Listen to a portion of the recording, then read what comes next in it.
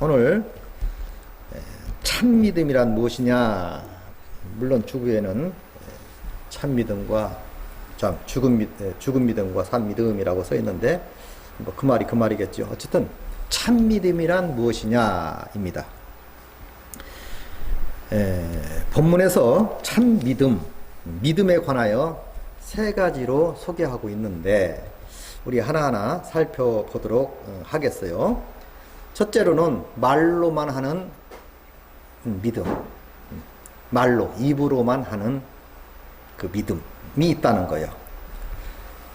두 번째로는 지적 믿음, 다시 말하면 지식만 추구하는, 그래서 그 자기의 그 만족도를 그 지식에서 얻어서 생활하고, 또 떨어지면 또 지식 찾고, 떨어지면 또 지식 찾고 하는 그 어떤 쇼핑하듯이 하는 그 신앙, 거듭난 게 아닙니다. 세 번째로는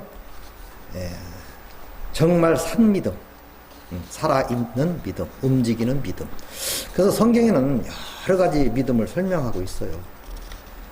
사실 오늘날 가짜 믿음, 뭐 가짜라고 말하기 참 어렵지요. 진짜가 무엇이고 가짜가 무엇이고 구분할 수가 없으니까. 근데 성경에는 분명히 참 믿음 아니면 거짓 믿음, 흑백 논리죠. 때로는 천국 아니면 지옥, 축복 아니면 저주, 이렇게 되어 있어요. 그러니까 하나님을 향한 믿음은 100%요. 100%, 50%, 99%일 수도 없어요. 100% 믿음. 그 이하의 믿음은 믿음이 아니지요. 성경에서는 그렇게 가르치고 있습니다. 자, 오늘날 믿으니까 교회 나오고, 믿으니까 헌금하고, 믿으니까 충성하고 봉사하고, 믿으니까 전도하고, 믿으니까 선교하고, 믿으니까 목회하고, 믿으니까 우리 성경 끼고 다니는 거 아닙니까? 근데 그 속에는 허다한 무리들이 다 거짓 믿음을 가진 자, 거짓 믿음을 소유한 자, 이렇게 말하고 있다 그 말이죠. 주님은 그래서 참된 믿음, 진짜 믿음을 원하시고, 또 그런 참된 믿음을 가진 자들을 찾고 계시고, 또 분명히 참된 믿음은 이러한 것이다 라고 제시도 합니다. 그런데 사람들은 자기 주장에 빠져서, 자기 생각에 빠져서 그걸 더 이상 극복하려고 노력도 하지 아니하고 그냥 자기가 옳다라고 하고 믿는다면 그건 잘못된 믿음일 수도 있다. 자, 말로만 하는 믿음 보니까 오늘 본문 말씀에도 마찬가지로 헐벗고 양식이 없는데 형제에게 말로만 배부르게 하라, 덥게 하라 등, 이런 말이 무슨 유익이 있겠냐. 아무 보탬이 없다. 지금 이런 이야기를 하고 있어요. 지난주에도 좀 설명을 한 바가 있지만 야고보서는 어려운 성경책이다 그랬어요. 그래서 마틴 루터도 이 야고보서를 100% 이해하지를 못했습니다. 그래서 지푸라기 메시지다, 지푸라기의 야고보서, 이렇게 설명합니다. 그러니까 이해를 못한 거지요. 왜 그러냐 하면 또 그 말이 이해가 가는 것이, 바울과 야고보서는 언뜻 보면 완전 대도적이에요. 완전히 반대예요. 바울은 오직 믿음으로 구원을 받고, 오직 믿음으로 의롭다함을 받고, 오직 믿음을 가졌을 때 새로워지고 변화되고, 이렇게 강조합니다. 물론 또 다 그렇게 강조하는 것만은 아니지만, 근데 야고보서는 반대로 말해요. 너 믿느냐? 하나님 한 분임을 믿느냐? 그래서 말하기를 귀신도 믿고 떠느니라, 이렇게 말하거든요. 자, 오직 지켜서 율법을 지켜야만이, 그 말씀대로 살아야만이 그게 진짜 믿음이다, 이렇게 말합니다. 그러니까 아니 바울 편에 서야 되는가? 아니면 야고보의 말을 지지하고 서야 되는가? 애매하단 말이죠. 이게 말씀의 이해가 안 가면 어중중합니다, 신앙이. 예. 그러면 성경이 어중중하라고, 어중중하게 예수 믿으라고 지금 메시지를 주신 건가요? 아니잖아요. 우리가 알아듣는 것이 도나요. 화합지 않다 보니까 이 말씀이 유익이 안 되는 거예요. 지난주 설교처럼. 응? 화합이 안 되는 거예요. 유익이 안 돼. 말씀을 들어도 평안이 없어. 있다가도 금방 사라져. 평안이 왔다 갔다 합니다. 기분 따라서, 환경 따라서, 형편 따라서. 그게 믿음입니까? 그건 믿음이 아니에요, 절대로. 그래서 야고보서는 참 어려운 책이라고 그랬는데, 왜 어렵냐? 이것은 아무나 할 수 없는 메시지거든요, 사실은. 구원받고 하나님의 자녀로서의 그 이후의 삶이기 때문에 구원받지 못한 사람들은 이 말씀대로 살 수가 없어요. 절대로. 난 절대라고 표현하고 말할 수밖에 없는 것이, 세상에서도 윤리와 도덕이 있지 않습니까? 봉사해라, 남을 도와라. 또 얼마든지 세상 사람들도 좋은 일 많이 합니다. 그런 차원이 아니기 때문에 어렵다는 거예요. 세상에서 하는 그런 봉사나 그런 선한 일이 그 쉬운 거 아니거든요. 그것도 아무나 하는 일이 아닙니다. 그 아무나 하는 일이 아니야. 하물며 야고보서도 언뜻 들으면 세상에서 말하는 말이나 성경에서 가리키는 말이나 같이 들려질 수 있는데 절대 그렇지 않습니다. 이건 엄청난 수준이 있는 말씀이에요. 아주 수준이 높습니다. 다시 말하면 성령 충만함을 받지 아니하고는, 성령으로 정말 성령 충만, 말씀 충만하고 거듭나고 하나님의 사람으로 인쳐지지 아니한 사람은 할 수 없는 일이요. 그렇기 때문에 어렵습니다.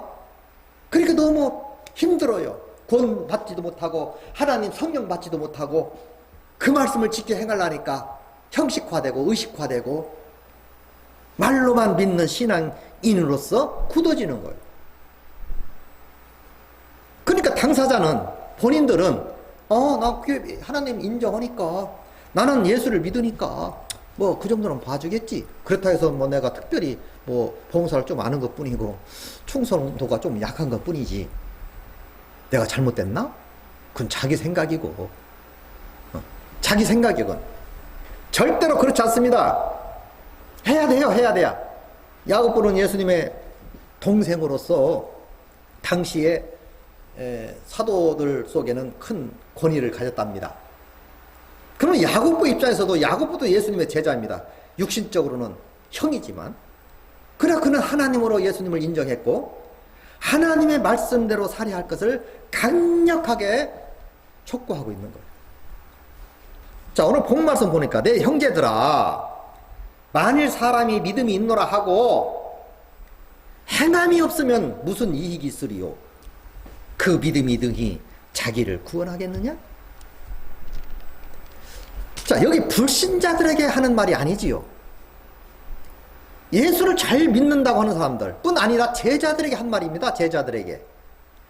평신도들에게 한 말도 아니에요. 이건 제자들에게, 물론 이제 평신도에게도 예수를 따르는 자에게도 적용은 하지만 그 당시 제자들에게 한 말입니다. 왜? 제자 하면 꼭 12제자만 뭐 생각하지 마시고, 당시에요, 유대 나라의 그 성사자들에 의해서 보면은 3,000명씩 회의가 돌아오잖아요. 대표적인 예지요. 그 회에도 몇백 명씩 막 무리로 회의하고 돌아와요. 무리적으로. 엄청난, 그냥 막 성령 충만을 받으니까 강력한 역사가 일어났어요. 많은 사람들이 동시다발적으로 회개하는 역사가 일어났었거든요. 그러다 보니까 예루살렘 일대가 얼마나 부흥이 됐는지, 당시 뭐 정확하지는 않겠지만 한 40만이 부흥이 됐다는 겁니다. 40만이면요 소도시입니다. 소도시. 네. 소도시가 한 40만 되거든. 일산이 뭐 20만을 수용하는 걸로 해서 신도시를 만들었고, 분당이 40만을 수용하는 걸로 뭐 만들었다는 그런 말이 있더라고요. 뭐 정확하지는 않지만 하여튼 그런 말을 제가 들었어요. 그렇다면 40만이면 어마어마한 숫자지. 그러다 보니까 하나님께서 그들을 전 세계에 흩어버립니다. 다 털어버렸어요. 그러니까 이 선세에 가니까 이 사람들이 하나님 말씀 중심으로 성전 중심으로 하나님을 섬겼던 사람들이 다 흩어져 버리니까 얼마나 많은 이방인들을 대해야 되고 그들에게 전도해야 되고 말씀 전해야 되는데 얼마나 많이 부딪힘이 있겠어요. 얼마나 고난이 심하겠습니까. 타지에 가서 돈 벌러 간 것도 아니고 비즈니스 하러 간 것도 아니고 순수한 하나님의 말씀을 선포하러 갔으니 얼마나 고통스럽고 괴로웠겠어요. 그래서 내린 지침서가 야고보서입니다. 그래서 이런 말하죠. 야고보서 1장에 보니까 하나님과 주 예수 그리스도의 종 야고보는 흩어져 있는 12지파에게 문안한다. 흩어져 있는 12지파에게 문안하는 거예요. 그러면서 내 형제들아 여러 가지 시험을 당하거든 온전히 기쁘게 여기라. 응? 그리고 이는 너희의 믿음이 시련이 인내를 만들어내는 줄 너희가 알미니라. 인내를 온전히 이루라. 이는 너희로 조금 온전하고 구비하여 조금도 부족함이 없게 하려 함이니라. 너희들이 복음을 전하다 보면 본의 아니게 많은 시련이 있을 것이다. 때로는 굶주림, 핍박, 고통, 잠자리. 말씀을 전하는 일에 있어서 그게 쉬운 일이 아니죠. 만만한 일이 아니지요. 내 동족에게 전하는 일에 있어서 얼마나 고통을 당했습니까? 바울 같은 경우는. 흩어져서 이름도 성도 모르는 자들에게 안면식이 없는 자들에게 복음을 전한다는 게 쉬운 게 아니지요. 하나님의 강력한 은혜가 아니면 안 되지요. 그래서 그들에게 지침서를 내린 거예요. 쭉 보면 야 너희들이 가서 시련 당하냐? 극복해라. 또 말로만 외치지 말라. 행동을 보여라. 또 그리스도인들은 입 조심해야 된다. 말 조심해라. 언어 생활. 응? 병든 자를 만났을 때는 이리이리 처신하라. 여러 가지 지침서예요. 진짜 믿음을 보여라. 이게 야고보서의 핵심 메시지거든. 진짜 그리스도의 삶을 보여라. 그래서 어려운 겁니다. 우리가 예수 믿으면서 그리스도의 향기를 나타내고 품고 빛의 역할을 하고 소금 역할을 한다는 게 그 만만치 않은 거지요. 예수님도 그랬잖아요. 너는 세상의 빛이다. 너희는 소금이다. 바울은 우리는 그리스도의 향기다. 그 좋은 향기를 내어 품어야 된다. 이렇게 말하고 있지 않아요. 너희는 본이 되어라. 본. 야고보서는 다 그런 얘기입니다. 그래서 말로만 하는 평안히 하라, 덥게 하라. 이거 누구나 할 수 있는 말 아닙니까? 평안히 하라, 덥게 하라, 먹어라. 응? 그런데 그런 환경을 만들어주지 아니하면서 어떻게 그렇게 말로만 할 수 있느냐. 그래 하지 마라 이거야. 그것은 행함이 없는 믿음, 잘못된 믿음 그 자체가 죽은 믿음이다.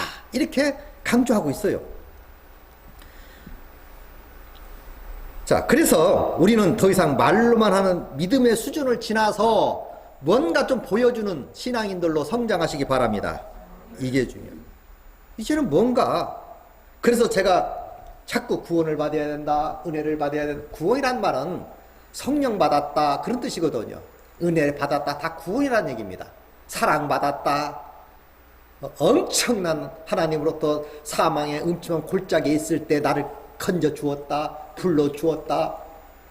응? 이런 것들이 구원이라는 말로 한마디로 함축된 용어입니다. 이 구원이란 말은 어마어마한 얘기예요. 근데 이런 말을 잘 안 해. 맨 이거 해라 저거 해라 야고보의 말만.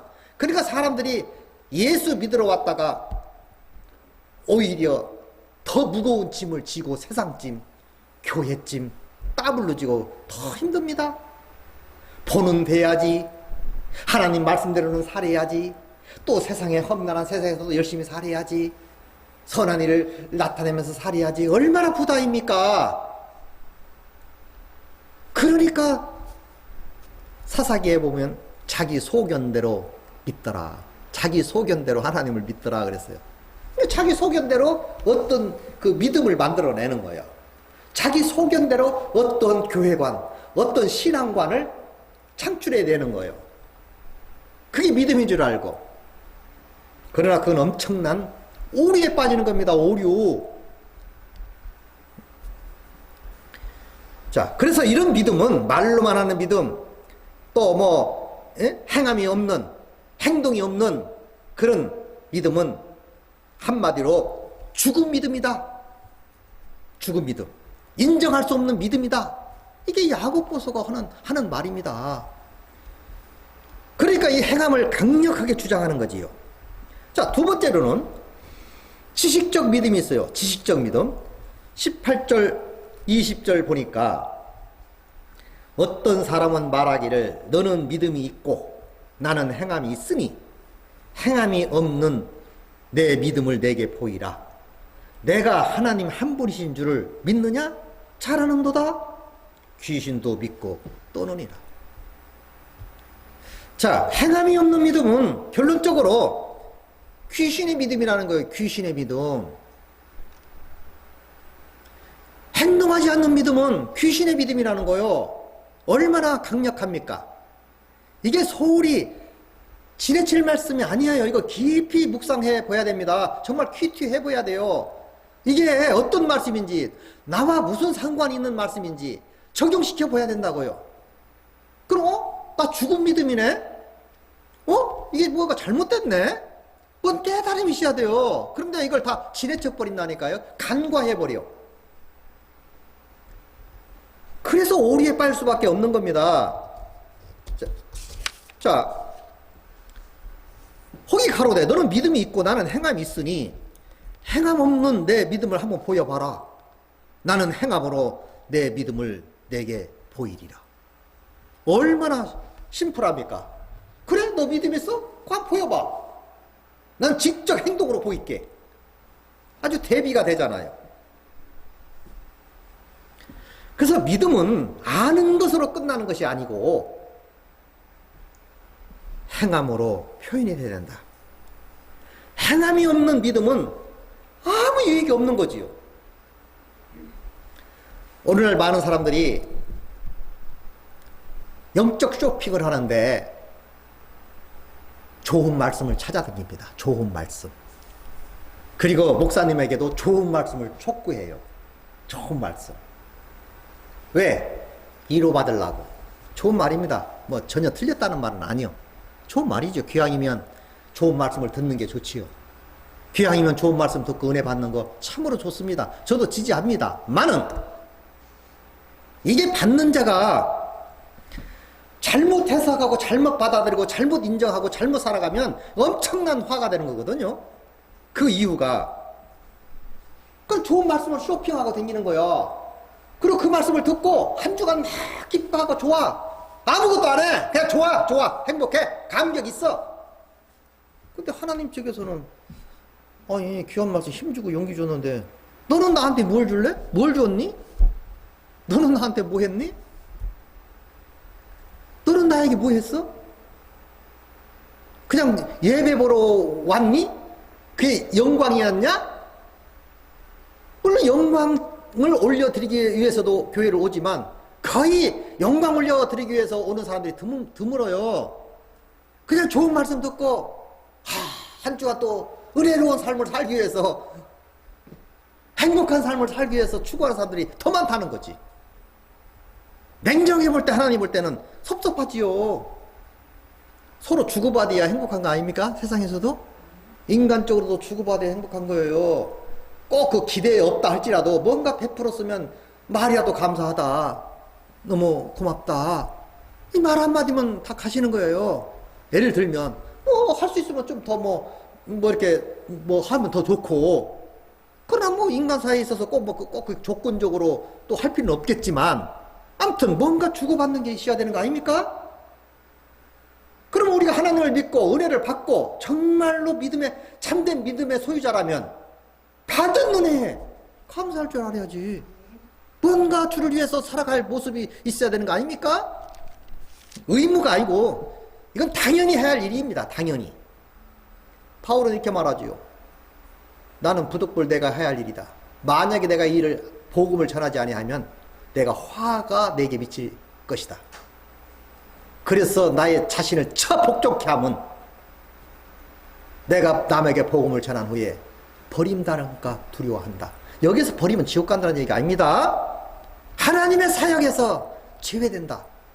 하나님의 일에서 제외된다는 것은 바울에게는 치명타지요. 그래서 그는 죽을 둥 살 둥 모르고 당신의 몸을 내던지어 복음을 전하지요. 자, 그래서 말로만 하는 그 신앙 수준을 좀 지나서 행동으로 보이는 신앙이 필요하다. 말로만 주여 보아도 믿습니다. 하나님 은혜는 없습니다. 고맙습니다.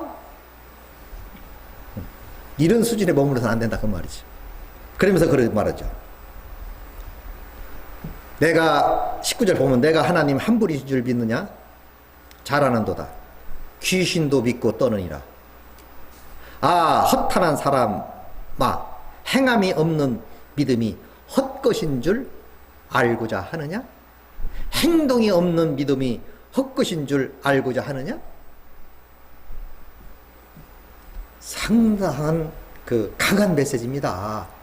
이건 정말 구원받지 못하고 성령 받지 못하고는 이해할 수 없는 얘기예요. 그 자체가 부담이니까. 능력받고 하나님께서 전적으로 나를 지지해 주시면 쉬운 말씀인 줄 믿습니다. 아주 쉬운 말이에요. 당연히 해야 할 말씀이지요. 자, 귀신도 믿고 떤다는 말은 귀신은 하나님을 너무 잘 알아요. 원래 타락하기 전에 하늘에 있던 사람입니다. 하늘에 있던 천사 아니었습니까? 루시퍼. 타락해서 3분지 1을 데리고 이 땅에 와서 우리를 협박하고 꾀고 타락하게 만드는 거 아닙니까? 그러니까 그는 하나님이 한 분이신 줄 알고 하나님이 누구인지를 명확하게 알아요. 사탄은. 그건 안다고 해서 믿음이냐 말이요. 그러면 사탄도 믿음을 가졌네? 하나님 알으니까. 사탄도 믿음이 있네? 하나님 알으니까. 어느 정도 아느냐? 하나님은 심판주임을 알고 지옥 보내임을 알고 우리를 박살낼 걸 너무 잘 알으니까 마귀도 믿고 떠느니라. 이렇게 표현한 거 아닙니까? 마귀도 믿고 떤다. 한 분이신 줄 믿느냐? 잘하는도다. 잘해. 좋아. 잘하는도다. 어떻게 인정하는 듯 하면서도 귀신도 믿고 떠느니라. 이게 잘하는 게 아니지요. 그 수준을 지나라. 지금도 유대인들을 보세요. 잠시. 유대인들 유일신 하나님 한 분 외에는 인정하지 않습니다. 지금도. 철저합니다. 그런데 왜 예수님은 그들을 인정하지 않았나요? 버렸잖아요. 물론 다 버린 건 아니에요. 거기에도 남은 무리가 있었으니까. 소수의 남은 무리. 다 타락한다고 다 타락하는 게 아니잖아요.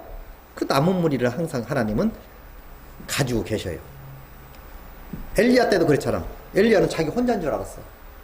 선지자들 다 죽이고 나까지 죽이려고 위협을 합니다. 나를 죽여주세요 하고 그냥 시련에 빠져가지고 그렇게 외치지 않습니까? 그러니까 하나님 나타나서 뭐라 했어요?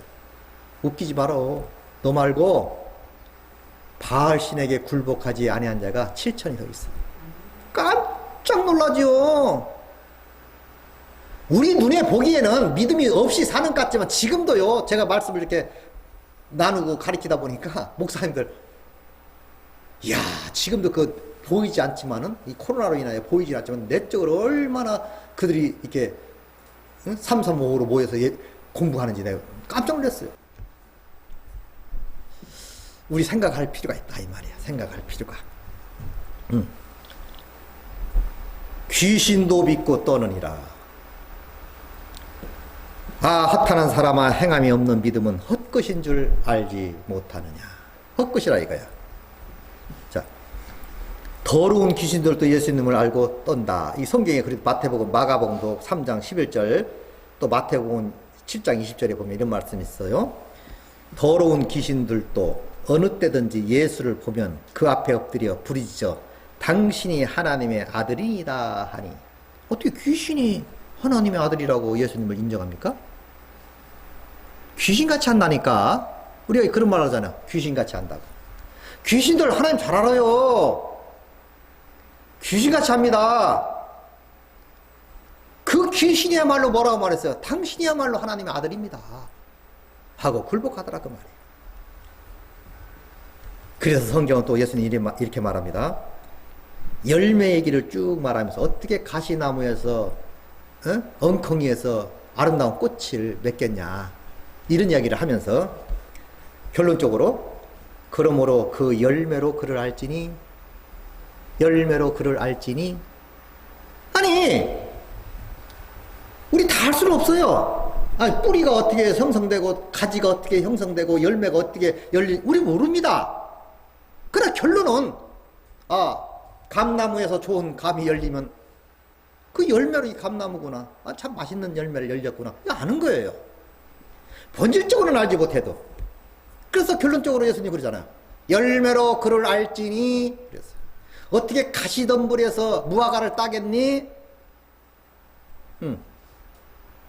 좋은 나무에서 무화과를 따는 거 아니냐. 이렇게 말씀하시면서 열매로 그를 알지니. 상당히 중요한 말입니다. 자, 이러한 행동 지침을 야고보서는 뽑아서 그것을 정리해서 흐트러져서 복음을 전하는 사도들에게, 예수님의 제자들에게 선포한 겁니다. 똑바로 살아라고, 똑바로 일하라고, 형식적으로 하지 말고, 말로만 하지 말고, 지식적으로만 추구하지 말고. 사탄도 그런 지식은 사탄도 가졌어. 유대인들은 얼마나 지식이 많습니까? 서기관들 대단합니다. 율법을 해석하고. 그러한 서기관들도 실제로는 하나님을 만나보지 못했잖아요. 어떻게 하나님 한 분이심을 인정하는 사람들이 성경을 제대로 봤으면 예수님이 하나님의 아들이라는 것을 느끼고 깨닫고 받아들여야 되는 거 아닙니까? 그 당시에 아주 무시당하고 천민, 어려운 사람들, 고통당하는 사람들만이 예수를 만나는 계기가 되지요. 참으로 중요한 얘기입니다. 오늘날도 마찬가지지요. 오늘날도 수많은 교회가 있고 큰 교회가 있고 많은 사람들이 예수를 시인하고 따른다 하지만 제가 볼 때는 허다한 무리가 귀신의 믿음이요. 귀신도 인정하는 믿음. 그건 헛것인 줄 알고자 하느냐 이렇게 말하고 있는 겁니다.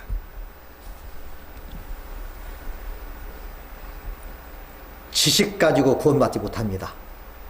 인물 가지고도 구원 못 받고요. 세상 권세 가지고도 안 됩니다. 어떤 사람들이요? 세리, 창기, 병들어서 내침 받은 자들, 오갈 데 없는 자, 그들이 예수 따른 거예요. 그들이. 또 유대인들은 그걸 또 시기하고 질투해.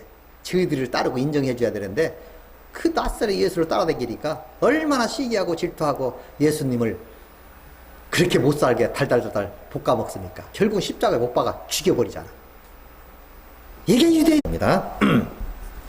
자, 그 다음 세 번째 산믿음에 대해서 말씀을 드리려고 합니다. 산믿음. 그러면 21절 말씀을 보니까 이제 아브라함 얘기를 들어서 말합니다. 아브라함은 믿음의 대표자 아닙니까? 우리 조상 아닙니까? 믿음의 조상. 그래서 아브라함을 향하여 우리의 믿음의 조상. 그러니까 야고보도 믿음의 조상인 아브라함을 이렇게 영역을 해서 우리에게 설명하면서 지금 복음을 가리키고 있는 거죠. 물론 바울도 아브라함을 들어다가 로마서 4장에 보면 잘 설명합니다. 근데 아브라함을 들여서 믿음을 막 강조해요. 근데 야고보서는 아브라함을 들어서 행함을 강조합니다. 무슨 얘기를 하냐? 우리 조상 21절 보니까 우리 조상 아브라함이 그 아들 이삭을 제단에 드릴 때 행함으로 의롭다 하심을 받은 것이 아니냐. 이제 행함을 강조하죠. 내가 보거니와 믿음이 그의 행함과 함께 일하고 행함으로 믿음이 온전케 되었느니라. 이에 경에, 여기 경에라면 성경에 이른바 아브라함이 하나님을 믿으니 이것을 그의 의로 여기셨다는 말이 응하였고 그는 하나님의 벗이라 칭함을 받았으니 이로 보건대 사람이 행함으로 의롭다 하심을 받고 믿음으로만 아니니라. 이렇게 말해요. 이 말씀 이해하지 못하면 참 헤매는 말씀입니다. 아는 사람은 쉬운 말이지만 모르는 사람은 너무 어려워요 이게. 그래서 오늘날 그 성경 공부나 뭐 이렇게 보면 횡설수설하는 사람들이 많습니다. 구원의 가치를 모르고 설교하는 사람들 엄청나요. 구원 얘기를 안 해. 그게 감춰졌어. 이렇게 이상하죠? 구원 얘기. 아니 성경의 핵심이 뭔데요? 아니 성경 보는 이유가 뭔데? 교회 나가는 이유가 뭔데? 핵심이. 아니 핵심이 뭐냐고요? 구삭서적으로 성경이 해석되지 않으면 안 돼요. 성경 말씀 들으면 첫째 구원을 받아야 돼. 하나님의 자녀가 돼야 된다고. 인침 받고 성령 받고 하나님의 일꾼으로 그냥 정해지는 것을 구원이라고 그래요. 그 다음에 구원받은 사람 그대로 살면 안 되잖아. 이제 야고보의 삶을 살아야지. 야고보가 잘 정리해서 준 말씀을 받아들이고 아멘 하고 그 말씀대로 충성 다하며 살아야 되는 거 아닙니까? 근데 구원은 쏙 빠지고 그냥 뭐 뒤집박죽 돼가지고 야고보 했다가 뭐 했다가 막 그냥 그러니까 막 너무 다 좋아. 아 성경 말씀이니까 다 좋지. 아니 출애굽기를 가르쳐도 신명기를 성경 말씀이니까 다 좋지요. 그러니까 버릴 건 없어. 그러니까 다 아멘을 하는데 속에는 아무 정리가 안 되는 거예요. 정리가. 그러니까 응? 지난주 설교처럼 뭐라 했어요? 안식에 들어가지 못했어. 믿음이 복음을 들은 자이나 그 복음이 화합지 않다. 연합되지 아니했다. 하나가 되지 아니했다. 그로 안식에 들어올 수가 없는 사람이 되어버렸다. 말씀 많이 들었어 뭐해. 이게 하나가 돼야 된단 말이에요. 지난번 말씀드렸죠. 이런 그 동영상 같은 거 또는 영화 같은 게 찍는 게 뭐예요? 한신 이렇게 찍습니다. 그래가지고 그것을 편집을 해요. 뺄 것 빼고 넣을 것 넣고. 그래서 한 작품을 만들어내는 거예요. 그래서 많은 관중들에게 그 영화를 보인 겁니다. 그럼 보고 나서 참 영화가 멋있었어. 참 감동이 됐어. 이거 평가하는 거예요. 근데 화합을 못하네. 편집을 못하는 거예요. 편집 기술이. 죽으라고 카메라맨들이 사진을 잘 촬영해 왔는데 편집을 못해. 편집을. 하나가 안 되는 거예요. 그럼 쓰면 포트폴리오지 쓰레기지 뭐. 똑같아요. 우리가 말씀을 들었어요. 부분적으로 출애굽기도 듣고 창세기도 듣고 뭐 아니 요한계시록도 듣고 응? 로마서도 듣고 뭐 다 말할 수는 없지만 응? 야고보서도 들었어. 이것이 화합이 돼야 할 거 아닙니까? 그래서 한 작품으로 딱 나타나서 열매로 그러할지니 참 감사하다. 행복하다. 절로 고백이 나와야 될 줄 믿습니다. 화합치 안 되면 안 되는 거예요. 많이 들어온 뭐하고 많이 알면 뭐예요. 다 부분적인데 화합이 안 되고 있는데 분명히 말하잖아요. 저 안식이 남아있을지라도 들은 바 믿음에서 화합지 아니한 자는 그 안식에 들어올 수 없다. 안식이 뭡니까? 영원한 안식, 천국 아닙니까? 우리 모두가 하나님이 준비한 천국, 그 안식에 다 들어가야 되는 거 아닙니까? 그래서 중요한 거예요. 그래서 우리 조상 얘기를 하는데 사실은 이게 어려운 말이 아니에요. 아브라함이 이삭을 드린다는 것은 상상을 깨는 거지요. 100세에 얻은 아들입니다. 정말 바라고 소원하고 차라리 나를 죽여주지 그 아들을 어떻게 드려? 물론 다른 뭐 영화나 다른 예서는 설명하는 사람들은 막 그런 갈등이 많이 나와요, 사실은. 그러나 결론적으로는 이삭을 제단에 드리잖아요. 칼로 정말 죽이려고 하잖아요. 그때 하나님이 됐다. 하면서 막으시고 대신 양을 잡아서 드리게 되는 거 아닙니까? 근데 야곱부서 그 말을 뽑아가지고 말하기를, 아브라함이 이삭을 제단에 드릴 때에 그 믿음이, 참 그 행위가 의롭다함을 받은 게 아니냐, 이렇게 말하지요. 그래서 믿음이 행함과 함께 일한다. 그 사실 아브라함의 믿음, 아브라함이요, 행함이 우선 먼저는 아니에요. 사실은 아브라함은요, 창세기 15장 4절 이하로 보면은 별을 보고 네 자손이 이와 같이 많으리라 할 때 아멘하고 받아들이니까 그 믿음을 의로 여기셨어요. 사실은 이게 이미 의롭다 함은 그때 받은 겁니다. 그때가 75세예요 75세 때. 근데 이삭을 제단에 드릴 때는요, 엄청난 세월이 흘렀지요. 벌써 75년부터 25년 지나서 이삭을 낳고, 이삭이 점점 10-30살 먹었을 때니까 뭐 대충 따져도 뭐 한 몇 년입니까? 한 40년 뭐 이렇게 되겠지요. 그런데 이삭을 바라볼 때마다 이삭이 일이 뭐예요? 웃음. 99세에 나타나서 너에게 아들이 있으리라 하니까 비웃었잖아요. 비웃었을 때 정령 네 몸에서 날짜가 네 후사가 될 것이다. 그래 웃어? 네 이름을 에서라 해라. 에서라 해가지고 에서의 일이 뭐예요? 웃답니다. 웃는다. 비웃는 것도 아니고 불신이거든요. 아니 하나님 아들이 있을 것이야, 네 몸에서 날짜다 하니까 웃었어요. 있으마니 하나님 앞에 잘 살기 원합니다. 이렇게 실수를 했습니다. 사실은. 그러나 하나님이, 그래? 너 몸에서 날짜가 네 자식이 될 거야. 그 이름을, 이름까지 줘줍니다. 이삭이라 해라. 참 어떻게 보면 하나님도 좀 짓궂으셔요. 웃음. 그러니까 웃음아 할 때 아브라함은 웃음아 하지만 속은 얼마나 마음이 아팠겠어요. 끝까지 믿을 걸. 괜히 그때 불신해가지고 이삭 이름까지, 웃음이라는 이름까지 나에게 주어져가지고 평생에 한이 되는 거예요. 웃음아 하니까 너무 마음이 아픈 겁니다. 그 속으로 그랬겠죠. 한번 하나님이 나한테 다시 테스트를 해오신다면 절대로 믿어야지, 그렇게 생각하지 않겠어요? 사람이니까.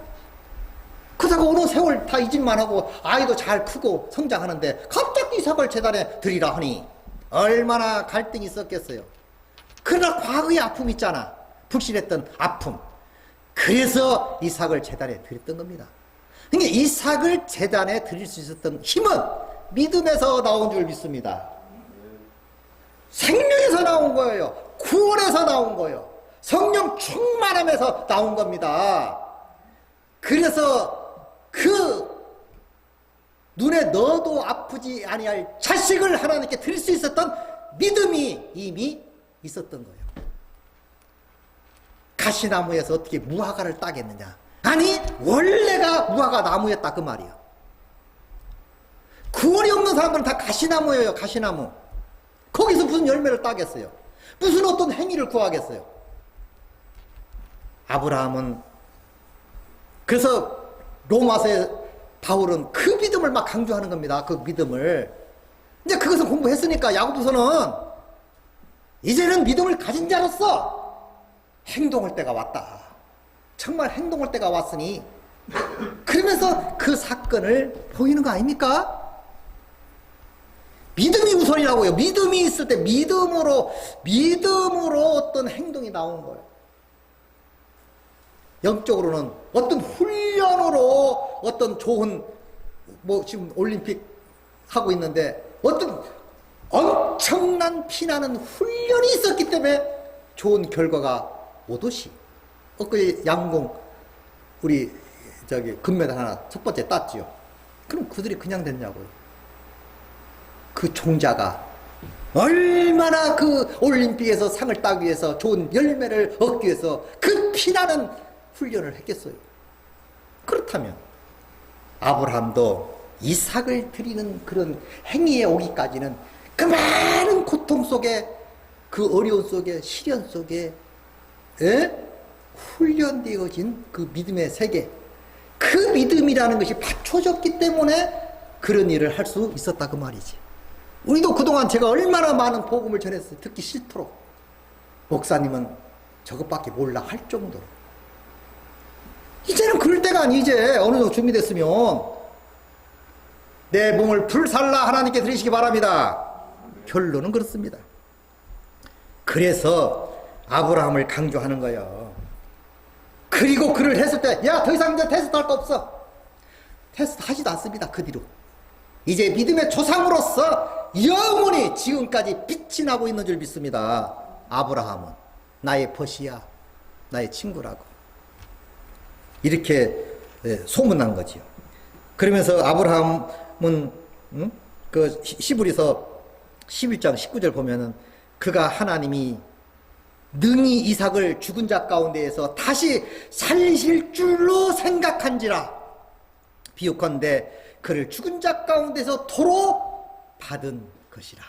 이야, 우리 예수님도 우리를 위하여 죽으셨지만 다시 살리셔서 구주를 주로 받은 줄 믿습니다. 이야, 이거 엄청난 얘기입니다. 예수님이 죽을 때는 슬픔이었고 아픔이었지만 다시 부활하셔서 하나님이 다시 살려서 우리에게 주어진 줄 믿습니다. 이삭도 죽을 수밖에 없었지만 하나님이 다시 살리셔서 아브라함에게 베풀어 주신 거예요. 그래서 히브리 기자는 그렇게 말하는 거예요. 그가 하나님이 능히 이삭을 죽은 자 가운데에서 살리실 줄로 생각했다. 그런 생각이 있었기 때문에 그래도 기쁨으로 드렸던 거예요. 없는 것을 능히 있게 하실 하나님을 믿으시기 바랍니다. 바울은 이렇게 말해요. 바랄 수 없는 중에 바라고 믿으니 그 믿음을 그의 의로 여기셨느니라. 우리도 예수 믿는 사람은 정말 바랄 수 없는 중에 바라고 환경을 초월해서 나 자신을 초월해서 바랄 수 없는 중에 바라고 믿는 행위가 오늘날 필요하다 그 말이지요. 그런 믿음의 용사들이 되시기 바랍니다. 그 다음 또 라합 기생을 말합니다. 라합 기생을 말하면서 25절 26절 보니까 또 이와 같이 기생 라합이 사자를 대접하여 다른 길로 가게 할 때에 행함으로 의롭다 하심을 받은 것이 아니냐. 영혼 없는 몸이 죽은 것 같이 행함이 없는 믿음은 죽은 것이라. 이렇게 말합니다. 기생 얘기가 나와요 지금. 기생은요, 그 어떤 책들을 보니까 그에 대해서 설명하는 거 보니까 참 은혜가 되더라고요. 그 이스라엘 백성들이 승승장구해서 막 오는 거야. 승리하고. 야, 저것은 하나님이다. 하나님이 저들을 인도하시고 하나님이 저들을 이끌고 계시는구나. 너무 안 거야. 그러니까 비록 이방인이고 하나님을 믿지 아니한 사람이었지만 그 믿음이 생긴 거예요. 이야, 하나님은 없는 자를 있게 하고, 예? 원수막이라 아주 처단하는 엄청난 파워와 힘을 가지신 거예요.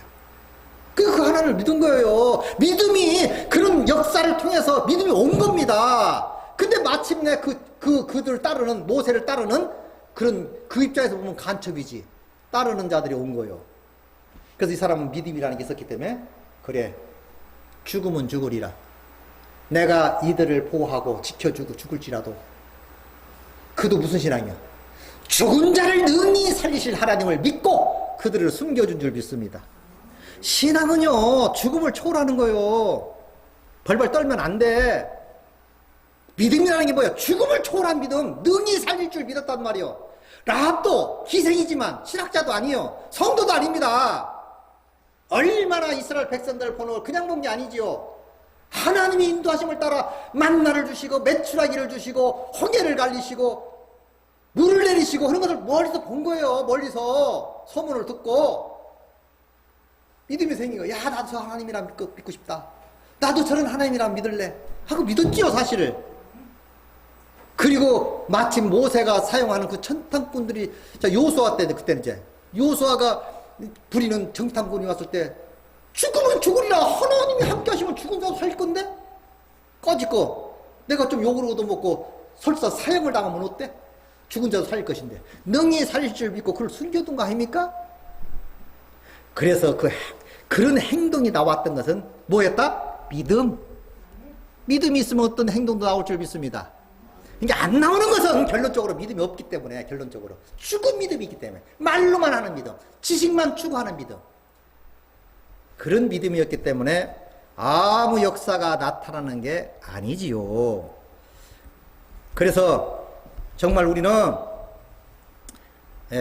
이제 믿음을 가진 자로서 얘기입니다. 성령을 받은 자로서 하나님의 적극적 천폭적 지지를 받는 사람으로서 그 지지받고 나아가시기 바랍니다. 이것이 우리의 믿음이요, 야고보에서 말하는 신앙이죠. 행동하는 신앙이 된 거지요. 그래서 참 믿음은 행함으로 나타나는 것, 당연하지요. 정말 믿음은 행함이 따르지 않을 수가 없지요. 저절로 따르게 돼 있죠. 행함이 따르지 않는 믿음은 영혼 없는 몸이요. 행함이 없어. 뭐 죽은 믿음. 그걸 죽은 믿음이라고 그러잖아요. 죽은 믿음. 살았다 하는 이름은 가졌으나 죽은 자로다. 계시 이렇게 나오잖아. 아니, 살았다 이름은 가졌어. 그걸 또 뭐라고 말해요? 명목상 교인. 이름만 가진 교인들. 그리스도인이라는 이름은 가졌어. 그걸 명목상 교인. 성경에 나오잖아. 그 내 얘기 하잖아요. 명목상 교인. 잘 믿어. 잘 믿어. 근데 하나님 볼 때는 아니야. 성경은 우리는 부활의 신앙을 믿는 사람들이에요. 부활의 신앙. 응? 부활의 신앙. 오늘 또 부활의 신앙. 그리고 그 부활의 신앙으로 세상에 나가 사는 거예요. 할 수 있거든이 무슨 말이냐. 믿는 자에게 능치 못할 일이 없다 했는데, 거기서 믿음이라는 것은 죽음과 부활. 하나님은 능히 없는 것을 있게 하시고 죽은 자도 살리시고, 그래서 우리 품에 안겨주시는, 큰 축복을 안겨주시는 하나님이심을 믿는 자를 하나님이 축복하실 줄 믿습니다. 그래서 행함이 따르지 않는 믿음은 죽은 믿음이요, 죽은 믿음은 이것은 하나님이 인정할 수 없는, 다시 말하면 지옥 갈 수밖에 없는, 그렇게 분명히 성경에는 말하고 있는데 이것을 갖다가 눈여겨보지 않는다? 아니, 그리스도인이라면 야고보서는 달달달 외야지. 그거 몇 장 되지도 않아요. 그거 10분이면 읽습니다. 읽는 것은. 예? 그리고 좀 묵상도 큐티 좀 해봐야지. 연구해야지요. 어? 아니면 공부를 시켜달라고 하든가 이렇게 해야지요. 그러면 이 말씀이 살아 움직이죠. 야, 이 믿음은 부활의 믿음이네. 부활의 믿음. 없는 것을 있게 하는 믿음이네. 이야, 놀라움을 체험하게 되죠. 성경을 어떤 눈으로 보냐에 따라서 이게 확 달라져요. 모든 학문이 그렇습니다. 어떤 눈으로 보느냐. 나 자신도 어떤 눈으로 나를 바라보고 어떤 시각으로 나를 바라보고 살아가느냐에 따라서 달라요. 내 중심으로만 나만 잘 돼야 되고, 절대 안 되죠. 나를 벗는 거예요. 빨리 포기하는 거죠. 아무튼 우리 믿음의 사람들로서 하나님으로부터 인정받는, 복받는 여러분 모두가 되시기 바랍니다.